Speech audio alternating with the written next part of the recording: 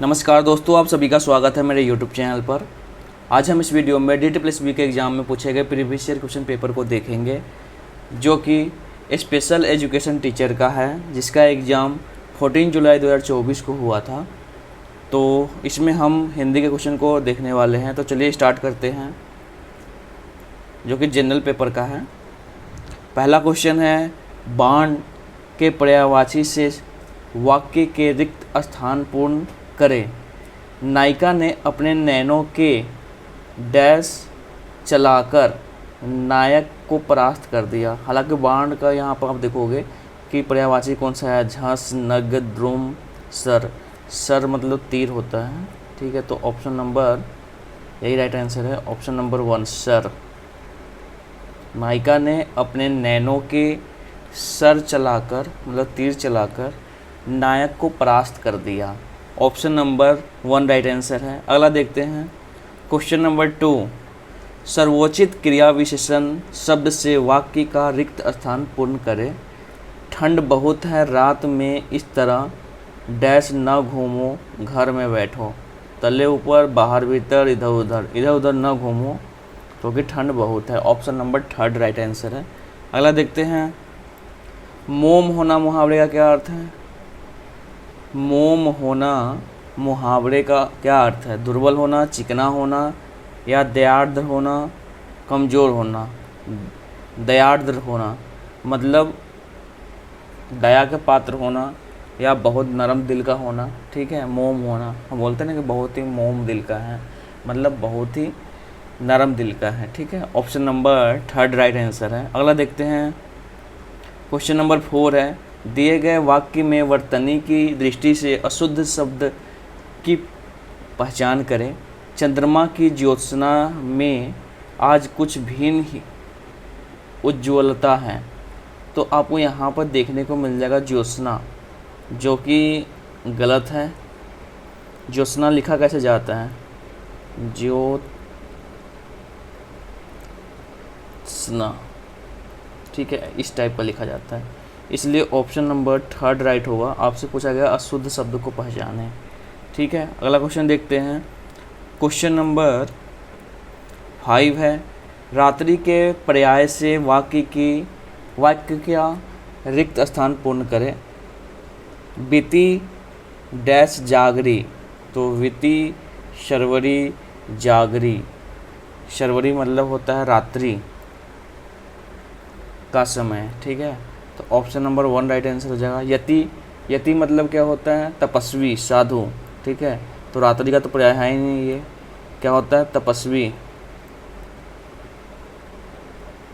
तपस्वी, साधु कह सकते हो आप, ठीक है। दामिनी, तो ये तो सभी को पता है, दामिनी मतलब बिजली, चंचल, जिसे चमक।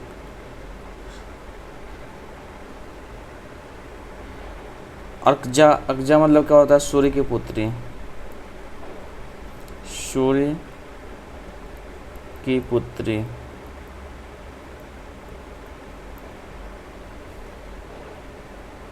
सूर्य की पुत्री, ठीक है।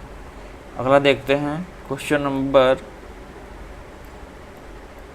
6 है, निम्न में से वाक्य विन्यास की दृष्टि से शुद्ध वाक्य का चयन कीजिए।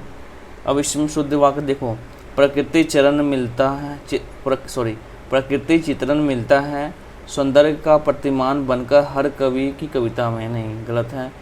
कविता में प्रकृति चित्रण मिलता है, सौंदर्य का प्रतिमान बनकर हर कवि की, ये भी गलत है, ठीक है। मिलता है, तो ये पहले ही गलत दिख रहा है आपको।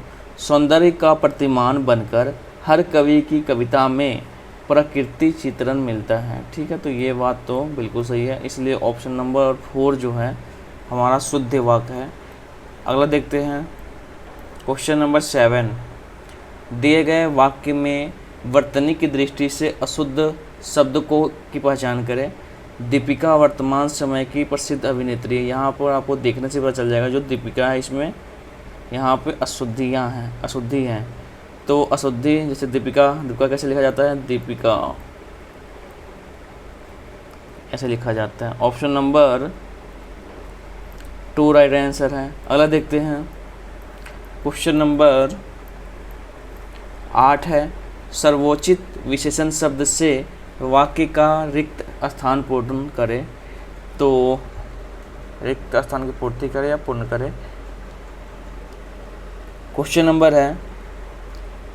है कुछ भी डैश करने से पहले 100 बार सोचना चाहिए। मतलब कुछ भी अनुचित करने से पहले, झूठा तो होगा नहीं, ठीक है, झूठा करना है, आगामी मोटा ये भी नहीं होगा। अनुचित करने से पहले हमें 100 बार सोचना चाहिए। अगला क्वेश्चन देखते हैं, क्वेश्चन नंबर 9। इसमें भी देखो आपसे पूछा गया है कि वाक्य विन्यास की दृष्टि से शुद्ध वाक्य का चयन कीजिए। शुद्ध वाक्य देखना है। देखो पहले में दिखा है मूल आचरण के सिद्धांतों को कहते हैं हमारी नैतिकता व परंपरा की विवेचना है करते हैं जो। देखो तो ये हमारा समझ में नहीं आ रहा ना। मूल्य आचरण के सिद्धांतों को कहते हैं जो हमारी नैतिकता व परंपरा का विवेचन करते हैं। तो ये तो सही है, बिल्कुल ठीक है। और भी देख लेते हैं हम। कहते हैं, अब देखो ये पहले ही हमें गलत दिख गया, कहते हैं ये भी गलत है। तो मूल्य आचरण के सिद्धांतों को कहते हैं जो हमारी नैतिकता व परंपरा का विवेचना करते हैं। तो ये हमारा ऑप्शन नंबर 2 राइट आंसर है। अगला देखते हैं क्वेश्चन नंबर 10, 10वां, कर्मठ के विलोम से पूर्ण वाक्य पूर्ण करें। अब देखो कर्मठ का जो विलोम होगा, तो कर्मठ का जो विलोम होता है कि जो अकर्मण्य होगा, जो कर्मठ नहीं है वही होगा ना। तो कर्मठ का अकर्मण्य ऑप्शन नंबर 1 राइट आंसर है। तो 1 इसमें इसका क्या होगा, राइट आंसर होगा। अनुदात मतलब क्या होता है, इसके बारे में आपको पता होगा तभी तो जवाब पता चलेगा कि ना कौन सा सही नहीं है। तो अनुदात, कौन सा अनुदात मतलब नीचा होता है, और अनुदात का आप विलोम कहोगे तो इसका उदात हो जाएगा, ठीक है। क्या होगा, उदात। निश्चल, निश्चल तो सभी को पता है। निश्चल मतलब क्या होता है कि जो चल नहीं सकता, मतलब नहीं चलता, गतिहीन होता है। तो इसको हम इसका क्या कर सकते हैं, चंचल, विलोम। निष्कर्म, जो बिना कर्म के हैं, तो सकर्म, विलोम हो जाएगा, शकर्म। कर्मठ का विलोम अकर्मण्य, ठीक है, अकर्मण्य होगा यहाँ पे। ऑप्शन नंबर 1 राइट आंसर है। अगला देखते हैं क्वेश्चन नंबर 11, होनहार बिरवान के होते चिकने पात। होनहार बिरवन के होते चिकने पात। तो इस लोकोक्ति का क्या अर्थ है। होनी को कोई नहीं टाल सकता, वो होकर रहती है, तो ऐसा कुछ है नहीं। होनहार बिरवन के होते चिकने पात मतलब ये नहीं होगा। वो धीमान लोगों के पैर सुंदर होते, ये भी नहीं है। होनहार के लक्षण पहले से ही दिखाई पड़ने लगते हैं, ठीक है। तो ऑप्शन नंबर, होनहार बिरवन के होते चिकने पात मतलब होनहार के लक्षण पहले से ही दिखाई देने लगते हैं। ऑप्शन नंबर 3 राइट आंसर होगा। अगला देखते हैं क्वेश्चन नंबर 12, लाली मिला हुआ काला रंग के लिए सर्वोचित एक शब्द होगा। रानी नारंगी, हालांकि नहीं, यहाँ पर राइट आंसर होगा उदा। उदा मतलब क्या होता है ना कि नीला काला रंग है ये, जिसमें हल्की लाली मिली होती है, उदा, ठीक है। एक रंग है, तो आपको याद रखना नीला काला रंग है जिसमें थोड़ी सी हल्की सी लाली होती है, तो ये लाली मिला हुआ काला रंग, उदा। ऑप्शन नंबर 3 राइट आंसर है। अगला क्वेश्चन देखते हैं, क्वेश्चन नंबर 13 है, निम्न में से वाक्य विन्यास की दृष्टि से शुद्ध वाक्य का चयन कीजिए। संस्कृति व्यक्ति की गरिमा को प्रतिष्ठा प्रदान कर बंधुता का भाव प्रकट करती है। ये बात तो बिल्कुल सही है। इसको भी देख लेते हैं। बंधुता का प्रकट करती हैं भाव संस्कृति, तो ये देखो पहले ही गलत लग गया। बंधुता का भाव प्रकट करती है संस्कृति व्यक्ति की गरिमा को प्रतिष्ठा प्रदान कर, ये भी गलत है। भाव प्रकट बंधुता का करती है, तो ये भी गलत है। ऑप्शन नंबर 1 राइट आंसर है। अगला देखते हैं, उतर गई लोई तो क्या करेगा कोई, ठीक है, ये भी लोग होती है। उतर गई लोई तो क्या करेगा कोई।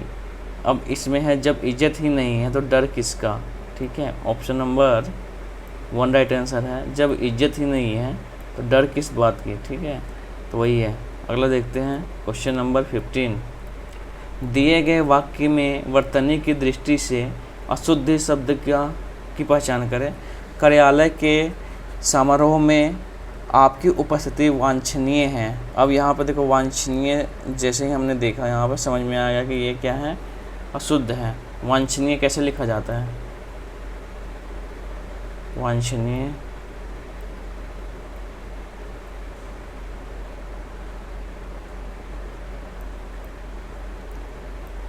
वांछनीय, ठीक है। ऑप्शन नंबर 1 राइट आंसर है, क्योंकि यही हमारा अशुद्ध है, वांछनीय। अगला देखते हैं क्वेश्चन नंबर, गद्यांश से पूछा गया है। इस गद्यांश को आपको पढ़ना है एक बार, तो चलिए आइए पढ़ लेते हैं, देखते हैं। आदिवासियों के विद्रोहों में संथालों का विद्रोह सबसे ज़बरदस्त था। भागलपुर से राजमहल के बीच का क्षेत्र दमन एकोह के नाम से जाना जाता था। यहाँ हजारों संथालों ने संगठित विद्रोह किया। जमींदार, पुलिस, राजस्व विभाग और अदालतों ने संथालों पर बेइंतहा जुल्म ढाए। संथालों को कर्ज देकर 50 से 500% की दर से ब्याज वसूला जाता था। 1854 के आते आते आदिवासी कसमसाने लगे। आदिवासियों के मुखिया मजलिस और परगनित बैठकें करने लगे और तैयारी शुरू हो गई कि खुले विद्रोह की। इनमें एक स्वर से निर्णय किया गया कि बाहरी लोगों को भगाने, विदेशियों का राज हमेशा के लिए ख़त्म कर सतयुग का राज, न्याय और धर्म पर अपना राज स्थापित करने के लिए खुला विद्रोह किया जाए।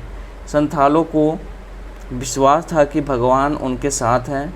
विद्रोही आदिवासियों के 2 प्रमुख नेता सीदो और कान्हू थे। इन्होंने घोषणा की कि ठाकुर जी, भगवान ने उन्हें निर्देश दिया है कि आज़ादी के लिए अब हथियार उठा लो।